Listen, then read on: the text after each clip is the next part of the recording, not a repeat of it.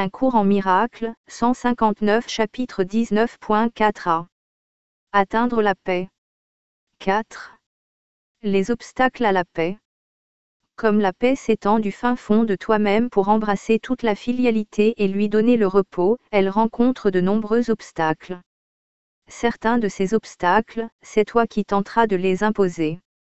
D'autres sembleront surgir d'ailleurs, de tes frères et de divers aspects du monde extérieur.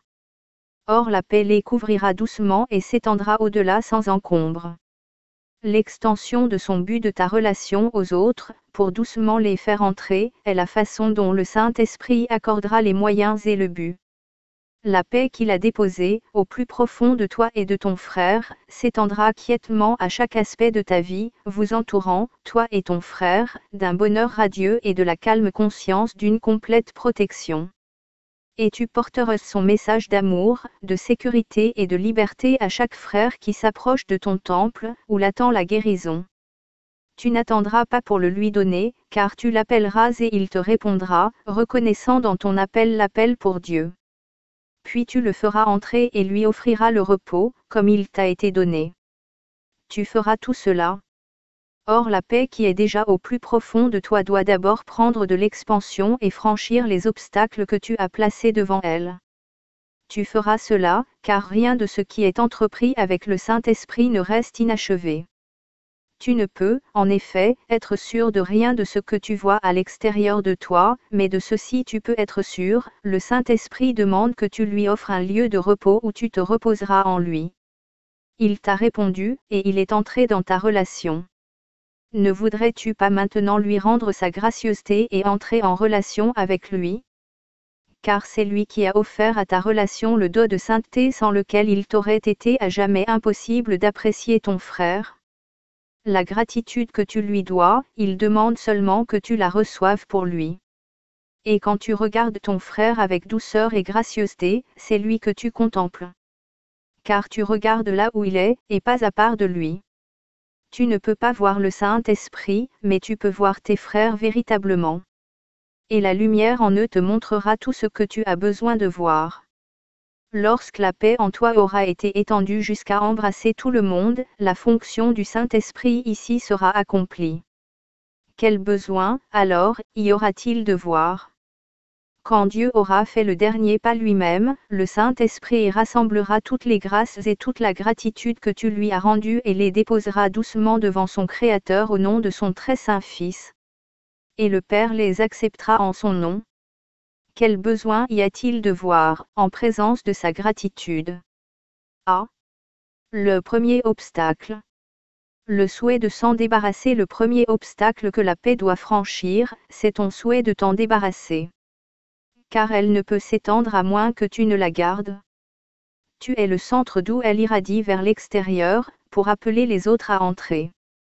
Tu es sa maison, la tranquille demeure d'où elle va doucement vers les autres, mais sans jamais te quitter. Si tu veux la rendre sans demeure, comment peut-elle demeurer au-dedans du Fils de Dieu? Si elle doit se répandre à travers toute la création, il faut qu'elle commence par toi, et de toi qu'elle aille vers chacun de ceux qui appellent, lui apportant le repos comme il se joint à toi. Pourquoi voudrais-tu que la paix soit sans demeure? De quoi penses-tu qu'elles doivent te déposséder pour demeurer avec toi? Quel semble être le prix que tu es si indésireux de payer? La petite barrière de sable se dresse encore entre toi et ton frère. Voudrais-tu maintenant la renforcer? Il ne t'est pas demandé d'en lâcher prise pour toi seul. Le Christ te le demande pour lui-même. Il voudrait apporter la paix à chacun, or comment peut-il le faire, sauf par toi? Laisserais-tu un petit banc de sable, un mur de poussière, un semblant de barrière minuscule, se dresser entre tes frères et le salut? Et pourtant, ce petit reste d'attaque que tu nourris encore contre ton frère, c'est le premier obstacle que la paix en toi rencontre dans sa progression. Ce petit mur de haine voudrait encore s'opposer à la volonté de Dieu, et la garder limitée. Le but du Saint-Esprit repose en paix au-dedans de toi. Or tu es encore indésireux de le laisser se joindre à toi entièrement. Tu t'opposes encore à la volonté de Dieu, juste un petit peu. Et ce petit peu est une limite que tu voudrais imposer au tout. La volonté de Dieu est une et non multiple. Elle n'a pas d'opposition, car il n'y en a pas d'autre qu'elle. Ce que tu voudrais encore contenir derrière ta petite barrière et garder séparé de ton frère semble plus puissant que l'univers, car cela retiendrait l'univers et son créateur. Ce petit mur cacherait le but du ciel, et le garderait loin du ciel. Voudrais-tu repousser le salut du donneur de salut? Car tel tu es devenu. La paix ne pourrait pas plus te quitter que quitter Dieu. Ne crains pas ce petit obstacle. Il ne peut contenir la volonté de Dieu. La paix le franchira et se joindra à toi sans entrave. Le salut ne peut pas être refusé. C'est ton but. Tu ne peux rien choisir d'autre. Tu n'as pas de but à part de ton frère ni à part celui que tu as demandé au Saint-Esprit de partager avec toi.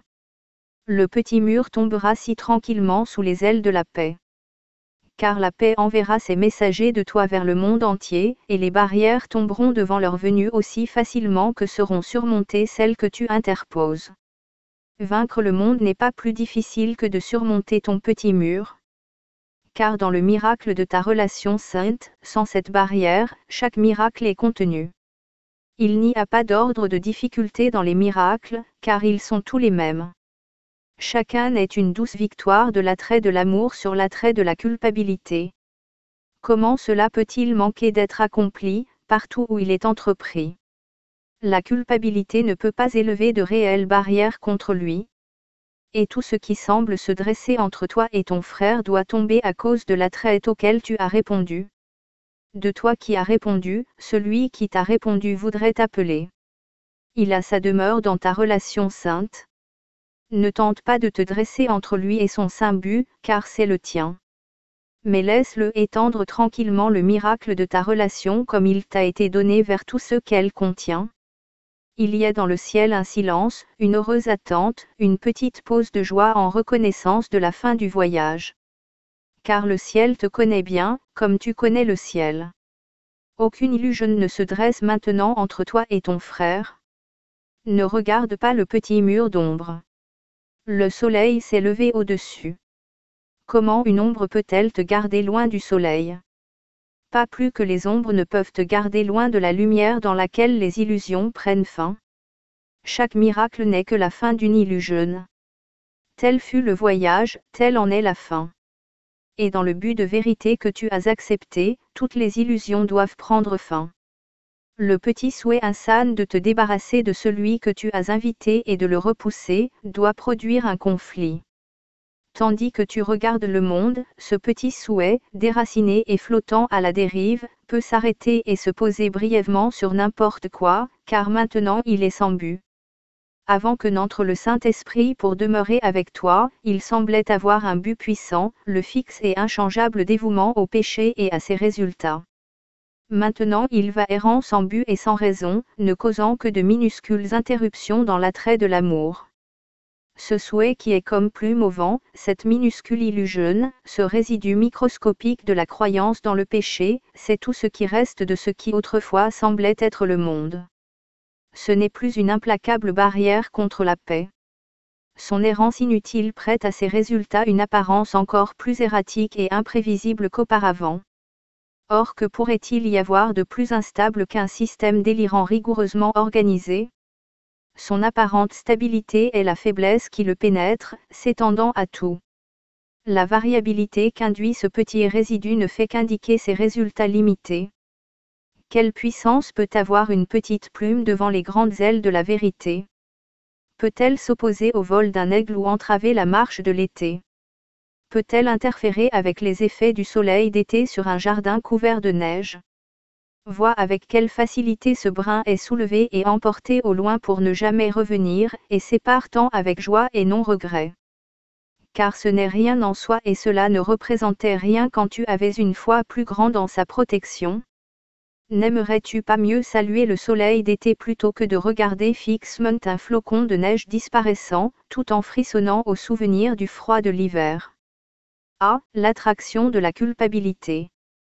L'attraction de la culpabilité produit la peur de l'amour, car jamais l'amour ne poserait même un regard sur la culpabilité.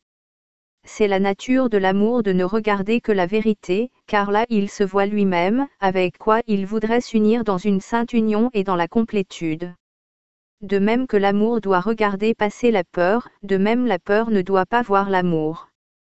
Car l'amour contient la fin de la culpabilité, aussi sûrement que la peur en dépend. L'amour n'est attiré que vers l'amour.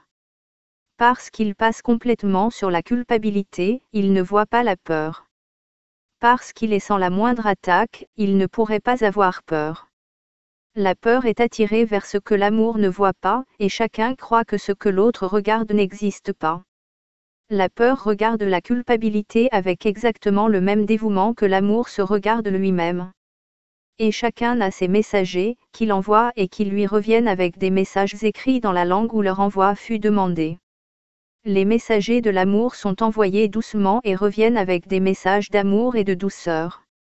Aux messagers de la peur il est ordonné rudement de rechercher la culpabilité et de chérir chaque bribe de mal et de péché qu'ils peuvent trouver, sans en perdre aucune sous peine de mort, pour ensuite revenir les déposer avec respect devant leur Seigneur et Maître. La perception ne peut obéir à deux maîtres, chacun réclamant des messages de choses différentes dans des langues différentes. Ce dont la peur voudrait se nourrir, l'amour passe par-dessus. Ce que la peur exige, l'amour ne peut même pas le voir. L'attraction féroce que la culpabilité exerce sur la peur est entièrement absente de la douce perception de l'amour. Ce que l'amour voudrait voir est insignifiant pour la peur, et tout à fait invisible. Les relations en ce monde sont le résultat de la façon dont le monde est vu. Et cela dépend de l'émotion à laquelle on a fait appel pour envoyer ces messagers afin qu'ils le regardent et reviennent avec des nouvelles de ce qu'ils ont vu. Les messagers de la peur sont entraînés par la terreur et ils tremblent quand leur maître les appelle à son service. Car la peur est sans pitié même pour ses amis. Ces messagers s'esquivent coupablement en quête affamée de culpabilité, car ils souffrent du froid et de la faim et sont rendus très féroces par leur maître, qui leur permet de se repaître uniquement de ce qu'ils lui rapportent. Pas le moindre lambeau de culpabilité n'échappe à leur regard affamé. Et dans leur quête sauvage du péché, ils se jettent sur la première chose vivante qui leur tombe sous les yeux et la rapportent hurlante à leur maître, pour être dévorés. N'envoie pas ces messagers sauvages dans le monde pour qu'ils s'en repaissent et fassent leur proie de la réalité. Car ils t'apporteront des nouvelles de peau et de chair et d'os. On leur a enseigné à rechercher le corruptible et à revenir la gorge remplie de choses pourries et putrescentes. Pour eux de telles choses sont belles parce qu'elles semblent apaiser les affres de la faim. Car la douleur de la peur les rend frénétiques, et ils voudraient éviter le châtiment de celui qui les envoie en lui offrant ce qui leur est cher. Le Saint-Esprit t'a donné les messagers de l'amour à envoyer à la place de ceux que tu as entraînés par la peur. Ils ont aussi hâte que les autres de te rapporter ce qui leur est cher. Si tu les envoies, ils ne verront que l'irréprochable et le beau, le doux et le bon.